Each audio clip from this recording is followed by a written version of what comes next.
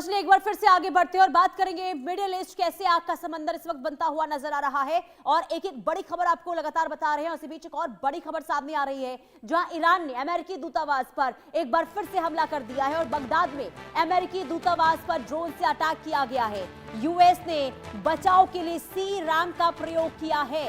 अमेरिकी दूतावास के बचाव के लिए सी रैम का इस्तेमाल यहां पर किया गया है। ये बड़ी खबर हम आपको बता रहे हैं। अमेरिकी दूतावास पर हमला ईरान ने एक बार फिर से किया है। बगदाद में यह हमला हुआ है।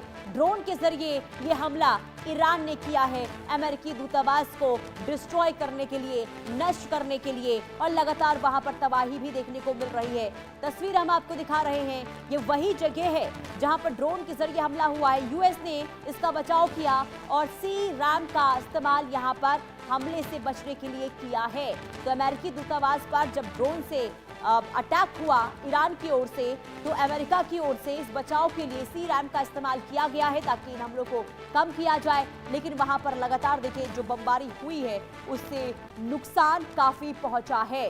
बगदाद में अलग अलग जगहों पर पहले हमले हुए और इसके बाद अब ये जानकारी सामने आ रही है कि अमेरिकी दूतावास पर भी अटैक किया गया है ईरान की ओर से, और वहां पर तबाही जबरदस्त तरीके से देखने को मिल रही है। ये तस्वीर देख लीजिए, ये तस्वीर दूर से ली गई तस्वीर है और दूर से आप देखिए कैसे धुएं का ये उठता गुब्बार और ये आग की लपटें ये बता रही है कि आसपास का जो इलाका है जहां पर हमले हुए हैं वहां पर किस कदर स्थिति इस वक्त देखने को मिल रही होगी। क्योंकि बमबारी देखिए जिन जगहों पर हुई है, इसके बाद जब आग धधकती है वहां पर, तो आसपास जो भी चीज सामने रहती है वो सब आग की लपटों में आ जाती है। और ऐसे में जब अमेरिकी दूतावास पर हमला हुआ है, आसपास आप देख रहे होंगे कि चकाचौंध वाला ये शहर, और वहां पर जब हमले होते हैं तो इसके बाद स्थिति बहुत ज्यादा गंभीर नजर आती है।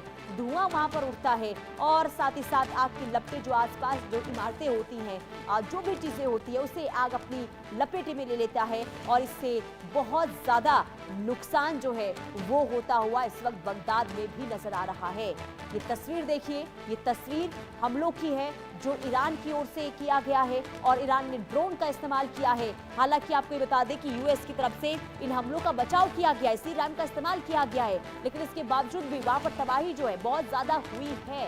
ये स्थिति बताती है कि मिडिल ईस्ट में इस वक्त हाहाकार देखने को मिल रहा है। मिडिल ईस्ट की स्थिति जो है वो इस वक्त अच्छी नहीं है और यही वजह है कि हर देश इस वक्त ये चाहता है, इस उम्मीद में है कि बस बहुत हुआ, अब इस जंग को रोकना होगा, क्योंकि ये जंग की आंच जो है हर एक देश तक पहुंचती हुई नजर आ रही है। क्योंकि लोगों को आर्थिक तौर पर खास करके जो देश है उन्हें अब वैश्विक बाजार में काफी नुकसान झेलना पड़ रहा है। तेल को लेकर, सिलेंडर को लेकर जो स्थिति लगातार बिगड़ती हुई नजर आ रही है वो बताती है कि अगर ये जंग इसी तरीके से खिंचता हुआ नजर आया तो आगे आने वाले दिनों में परिस्थितियां जो हैं वो बहुत ज्यादा बदल जाएंगी। हालांकि सवाल ये है कि इस जंग को कैसे रोका जाए, आखिर कैसे ईरान, अमेरिका, इजराइल ये तीनों ही देश पीछे हटे, आखिर कैसे इन हमलों को रोका जाए, इस वक्त बहुत बड़ा सवाल बना हुआ है। क्योंकि ईरान हमला करता है तो इजराइल इसका पलटवार भी करता है, अमेरिका भी तुरंत